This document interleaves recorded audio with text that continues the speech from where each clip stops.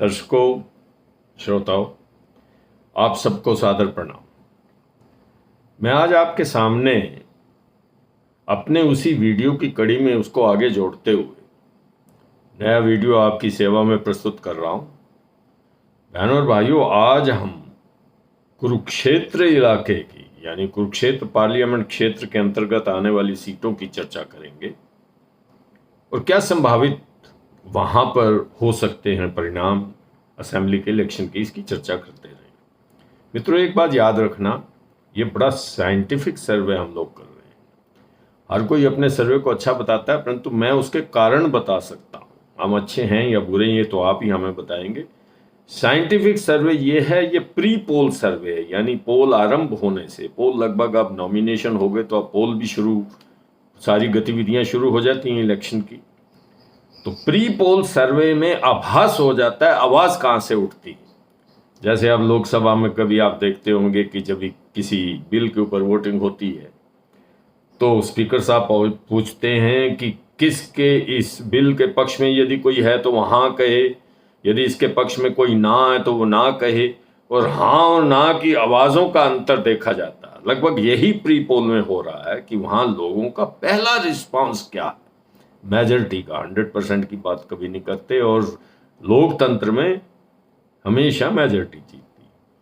तो आज हम जिन 9 विधानसभा सीटों की चर्चा करेंगे वो आती हैं कुरुक्षेत्र पार्लियामेंट्री हलके में 3 जिलों में बटी। यमुनानगर की एक सीट है रादौर, और यहां से 2019 में बिशनलाल सैनी कांग्रेस के जीते थे। परंतु हैरानगी की बात है कि इस वक्त ये जो अभी थोड़े 2 महीने पहले लोकसभा का इलेक्शन हुआ तो इस सेगमेंट में बीजेपी आ गई थी। लाडवा से मेवा सिंह कांग्रेस के जीते थे, परंतु अब वहां पे बीजेपी 2024 के लोकसभा क्षेत्र में आगे चुनाव में आगे रही। शाहबाद की सुरक्षित सीट है, यहां पर रामकरण काला जीते थे जजपा से। ये कुरुक्षेत्र जिले में पड़ती है। लाडवा भी कुरुक्षेत्र जिले में है, सिर्फ रादौर यमुनानगर जिले में। यहां जेजेपी जीती, परंतु जब लोकसभा के इलेक्शन हुए तो लोकसभा के इलेक्शन में यहां पे आम आदमी पार्टी, जिसका गठबंधन था कांग्रेस के साथ, वो जीती। और थानेसर जो कुरुक्षेत्र का मेन एरिया कुरुक्षेत्र डिस्ट्रिक्ट में है, यहाँ सुभाष सुधा जीते, बहुत थोड़े मतों से, 800 कुछ मतों से ही जीते। भाजपा के उम्मीदवार थे, इन्होंने कांग्रेस के अशोक अरोड़ा को हराया। 2024 में भी यहाँ पार्लियामेंट इलेक्शन में भी बीजेपी लीड करती है। पेहोवा कैथल, ये भी कुरुक्षेत्र जिले में पेहोवा पड़ता है। तीर्थ है, पृथोदक तीर्थ है, बड़ा मशहूर।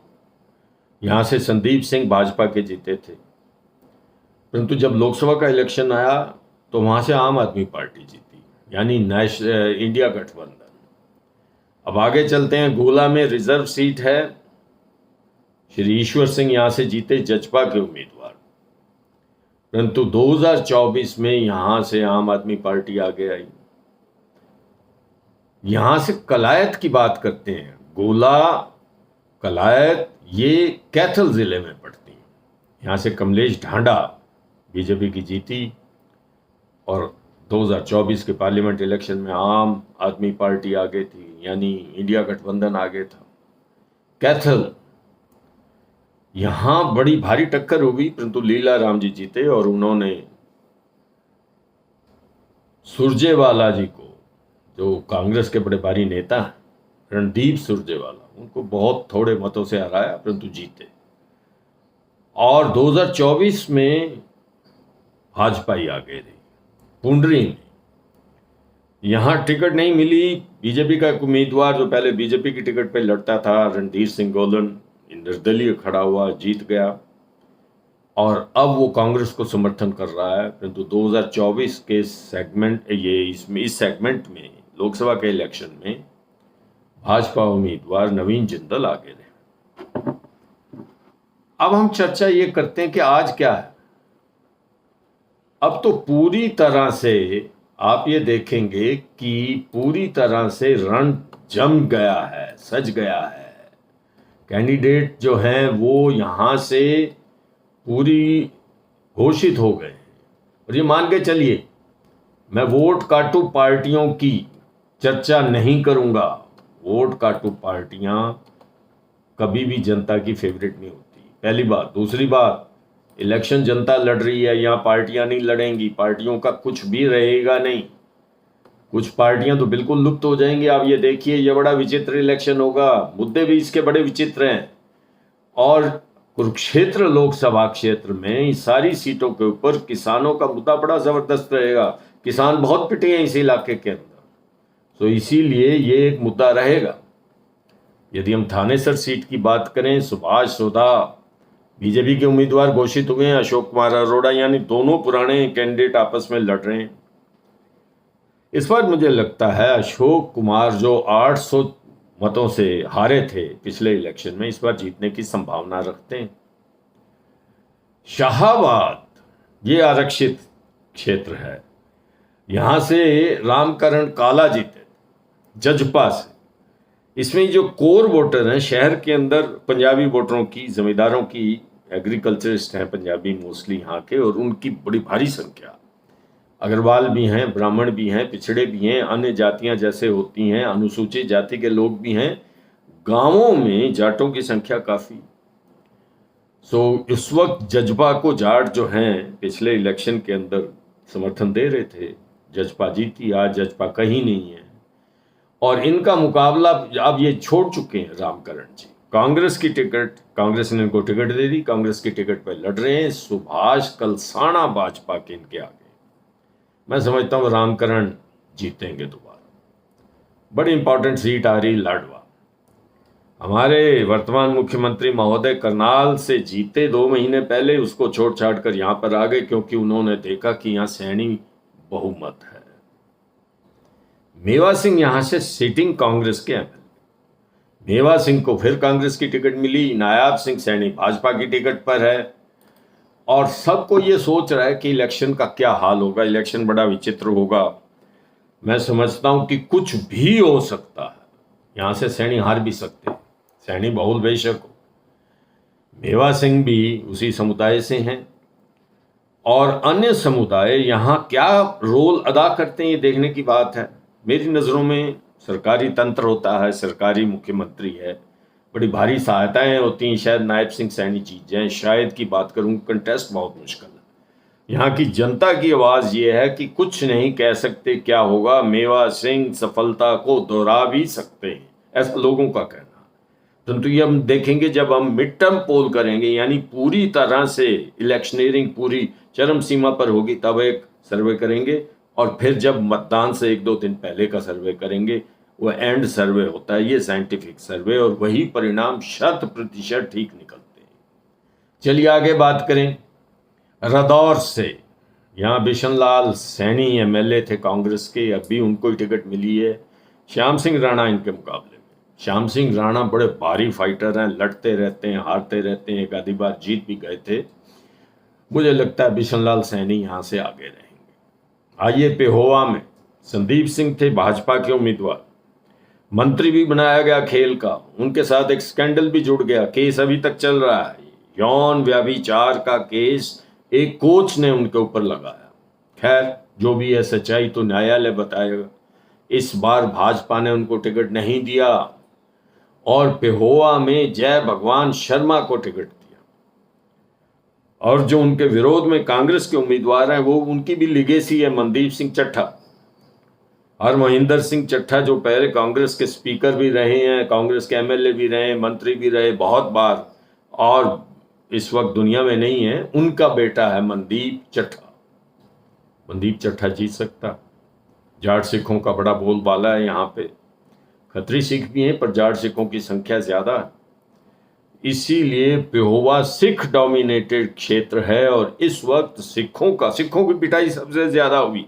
माफ़ करिए, मैं कोई ऐसा कास्टिस्ट वर्ड नहीं करना चाहता, क्योंकि सिख फार्मर ज़्यादा हैं, फार्मर्स के ऊपर कई बार लाठीचार्ज हुआ कुरुक्षेत्र के अंदर। ये लोग धरने पे बैठे रहे, अभी भी धरने पे बैठे हैं, चाहे वो छोटा हो चाहे मोटा हो। पर ये मैं आपको बता दूं, पेहोवा में सिख सेंटीमेंट्स बीजेपी के खिलाफ है, फार्मिंग कम्युनिटी का खास तौर पे।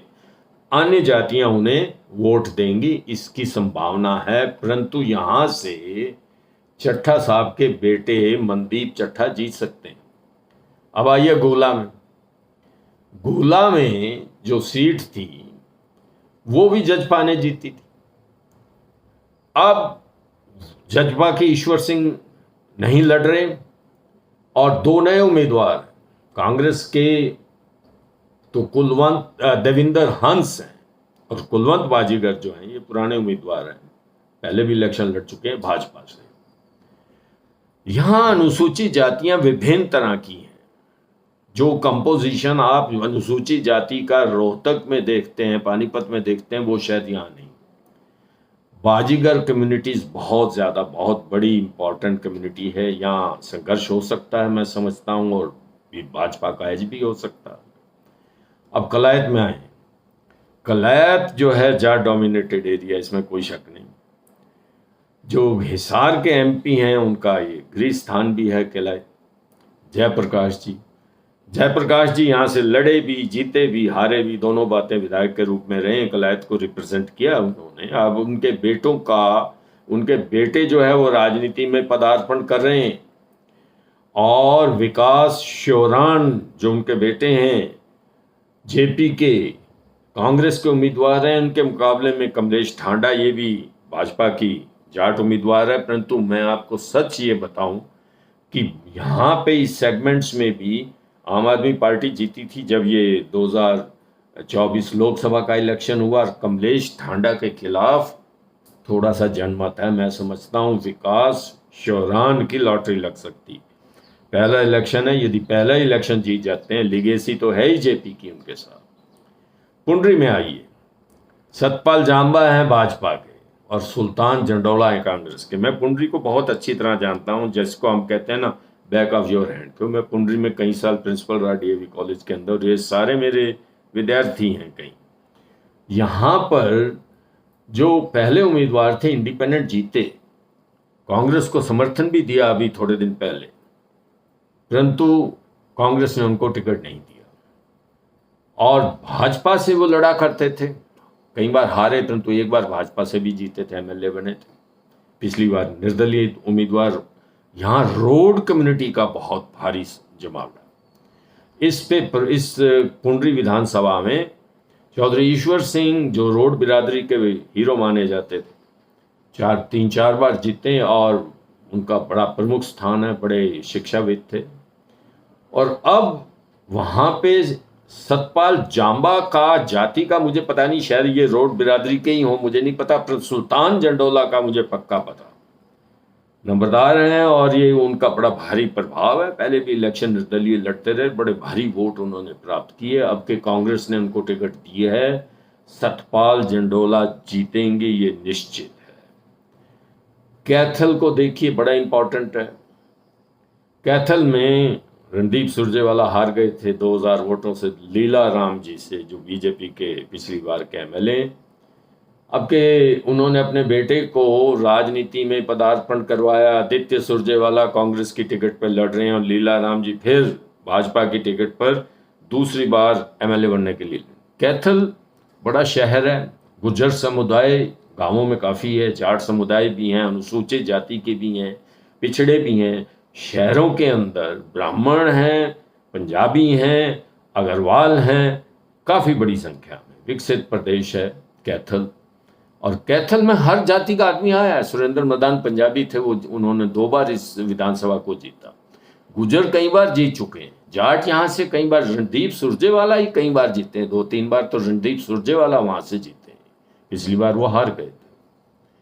और एक बार ब्राह्मण उम्मीदवार भी यहाँ से एमएलए बन चुके हैं। तो मैं समझता हूँ संघर्ष होगा, पर लिगेसी है रणदीप जी की, शमशेर सुरजेवाला जी की, अब आदित्य सुरजेवाले का एज रहेगा।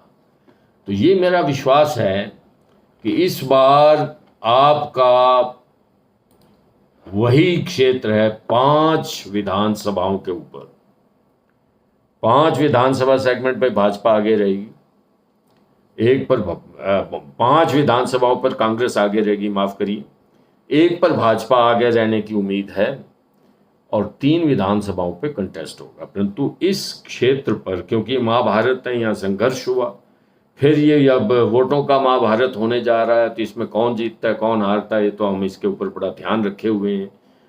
और सबसे बड़ी सीट जो है ना, हॉट सीट, वो लाडवा की रहेगी कि वह मेवा सिंह जी जीतते हैं या हमारे मुख्यमंत्री महोदय जो सोचते थे कि लाडवा में सैनी समुदाय बहुत ज़्यादा है, वोटर बहुत हैं, शायद मैं करनाल में दोबारा ना रिपीट पाऊँ, ये कॉन्फिडेंस की कमी है, ये इनको ना ले डूबे, इसकी मुझे आशंका है। तो आप यदि सारी सीटों की बात कर लें तो 81 सीटों में 46 सीटों पे भाजपा का एज नज़र आ रहा है और 11 सीटों पर 10-11 सीटों के ऊपर फिर मैं माफ़ करिए, मेरे मन दिमाग में भाजपा पहले ही बैठी हुई है, यानी 46 सीटों पर कांग्रेस का एज नज़र आ रहा है और 11 सीटों के ऊपर भाजपा दिखाई देती है आगे कांग्रेस से, और बाकी सीटें कंटेस्ट की। और आज के दिन में 46 का मतलब जो है पूर्व अनुमान प्री पोल सर्वे के अंदर भाजपा को कांग्रेस को बहुमत मिल गया है। 45 + 1 46 ही 90 सीटों का बहुमत है। आगे 9 सीटें रह जाएंगी, 81 सीटों की बात है। परंतु आप सोचते हैं कि शायद फील्ड के अंदर अनुमान और तरह से लगाए जा रहे हैं, कांग्रेस की सीटें बहुत ज़्यादा दिखाई जा रही हैं। तो मैं आपको ये सूचना दे दूं कि ये प्री पोल सर्वे है, अभी का अनुमान है, आपको ये बता रहे हैं कि कांग्रेस आगे, और कितनी आगे ये भी हमने आपको बता दी। जो कंटेस्ट की सीटें, अब वो जब बिसात पूरी बिछ जाएगी, शतरंज की बिसात बिछ जाएगी, सेनाएं आमने सामने होंगी, योद्धाओं का पता लग जाएगा, भाषणबाजी होगी, लोगों के उद्गार होंगे, तो इन सब की समरी करके हम मिड टर्म पोल भी आपके सामने मिड टर्म सर्वे भी आपको दिखाएंगे इस पोल का, और उसमें भाजपा आगे बढ़ती है या जो सीटें उनको मिल रही हैं उससे भी पीछे जाती है, ये पता लगेगा। और कांग्रेस तो आगे बढ़ने की संभावना व्यक्त की जाती है, और पोल से पहले लोग अपना मन बना लेते हैं। 2-3 दिन पहले आपको एंड सर्वे दिखाएंगे, जिसमें वही सर्वे आपको 8 अक्टूबर को रिजल्ट के रूप में मिलेगा, ऐसा हमारा विश्वास। बहुत बहुत धन्यवाद, आप सबने हमारी बात को सुना। हमारे चैनल को पसंद करते हैं तो सब्सक्राइब अवश्य करिए। बहुत बहुत धन्यवाद।